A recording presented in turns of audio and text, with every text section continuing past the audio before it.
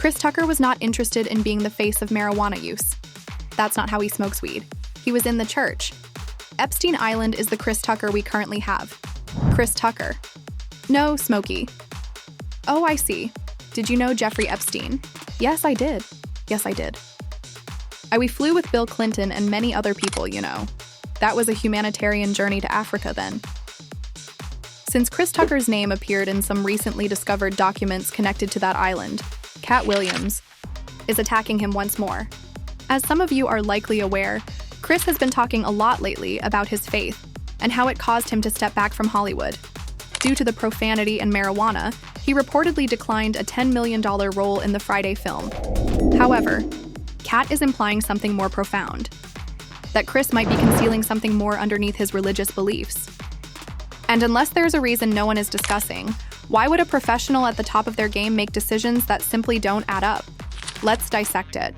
Remember last year on Club Shay when Katt Williams called out Chris Tucker at random, and he said that this new Chris was not the same Chris from the 1990s? Then Katt mentioned that island, as if to imply that Chris might be compromised. Epstein Island is the Chris Tucker we currently have. Not Smokey, but Chris Tucker. Lord, please. I would tell you he's the best if I didn't know any different. What? You say doesn't matter to me. What did Katt mean by this, though? Furthermore, how was Chris Tucker's name connected to the Jeffrey E. affair in the first place? It all began in the early 2000s when Chris traveled to Africa on the notorious Lolita Express jet for a humanitarian mission. When questioned recently about that trip, he stated that he was unaware of the plane's owner and the difficulties that surrounded him at the time. You mean Jeffrey Epstein? Yes, I did. Yes, I did. It was a humanitarian journey to Africa, and I met Bill Clinton because it was his jet. You know, we flew him and a lot of other people. There were many dignitaries on the plane, but I had no idea which one we were boarding. I met him while he was with a delegation, and you never know what individuals are up to in their personal lives. Therefore, Chris quickly put an end to the rumors that he flew to that Caribbean island and laughed the question away. He was traveling in a private aircraft, which was identified as such by its name, Lolita Express. Yes, it was a private aircraft. Indeed. Yes, exactly. Hold on a second. Didn't you visit that island at least once? No. Oh, I see. I have no idea where that thing went. However, many people felt that Chris's response was strange because they couldn't understand why he laughed when asked about the island. We are all aware of the abhorrent events affecting that entire circle. It seemed strange that he made a joke about it. Now, as stated on page 6, Chris and other individuals visited AIDS project locations in South Africa for a week in 2002 as part of that humanitarian tour. This is where things get shady. Later, Shantae Davies, one of the flight's female crew members, told a narrative of a traumatic event that occurred on the aircraft in a documentary. The Sun then received pictures of Chris that were taken during that humanitarian trip to Africa after Shantae told him about flying with Chris and others on that trip. In the meantime, this image of Chris standing next to Jojo Fontanaya, Jeffrey's longtime cleaner, has only begun to circulate on social media. Although Chris Tucker has not been charged with any involvement in this case, his association with that contentious group certainly raises concerns, because it is unclear how so many well-known celebrities came to be in the same vicinity at the same time that severe crimes were being committed. Should we assume that none of them were aware of what was happening? Fans have differing opinions about this. Some suspect that Chris may have been more involved than he has ever acknowledged, while others are dubious and believe that Chris may have been too afraid to speak out about what he witnessed on that trip. However, this is where the situation becomes even more intriguing. Chris has been discussing his faith a lot lately, and he has stated that his decision to leave Hollywood was largely influenced by his religious convictions.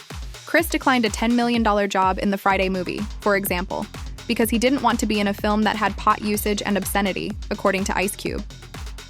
In response to a social media follower who inquired about Chris's motivation for leaving the Friday franchise, Ice Cube said, "We were prepared to Chris Tucker rejected us for religious concerns, but we paid him $10 to $12 million to perform next Friday. He was tired of smoking marijuana and swearing in front of the camera."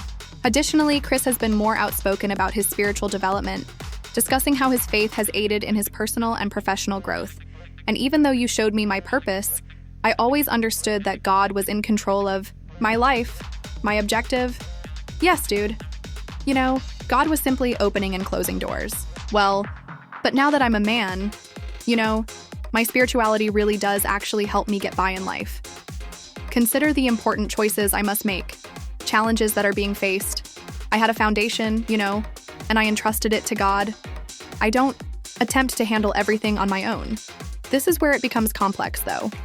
Critics and some admirers are beginning to question whether Chris is hiding behind his religion. Is his faith truly being embraced? Or is he concealing it to deflect criticism of his previous connections to all those dubious individuals?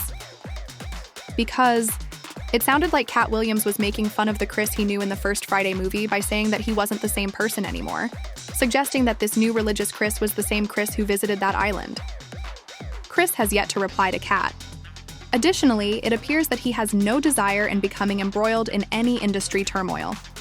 The true question, though, is if Chris's decision to leave the profession was motivated by his sincere desire to separate himself from the negativity and pursue this spiritual path, or is he evading responsibility by using religion as a convenient excuse?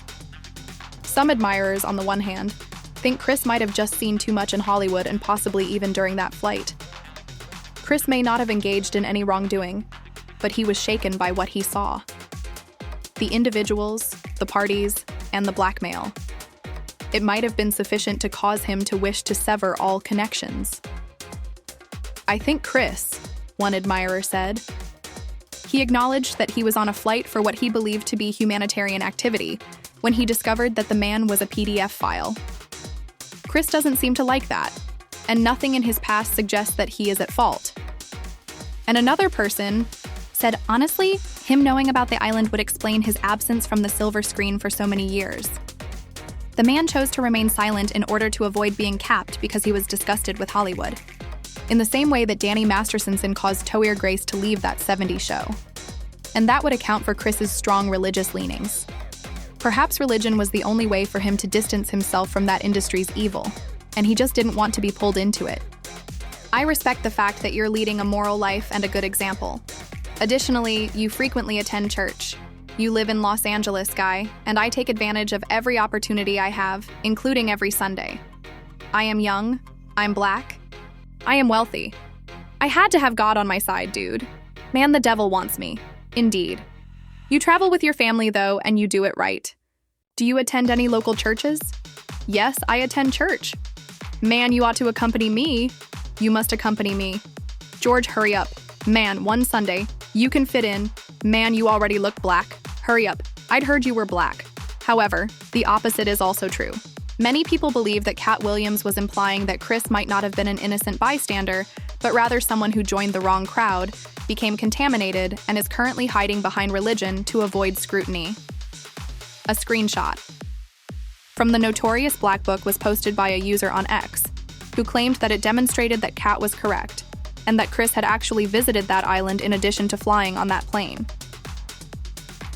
After that, someone else brought up the fact that Katt had also stated that Michael Jackson's name appeared in those unprotected documents, indicating that there must have been boys there as well. There isn't another reason why Michael Jackson would have appeared. And because they were such good friends, it makes me laugh when I look at Chris Tucker. We haven't seen Chris in a committed relationship with a woman since his marriage ended suddenly. It raises questions about his true inclination. Thus, you have two distinct perspectives on the same story. Either Chris was complicit and is now using religion as a cover, or he saw something horrible and pulled aside to protect himself. Let me know what you think now. Did Chris choose to leave the industry and turn to faith because he witnessed something that made him feel extremely afraid? Or do you believe that he is lying about that humanitarian trip? Don't forget to watch this following video and leave a comment below.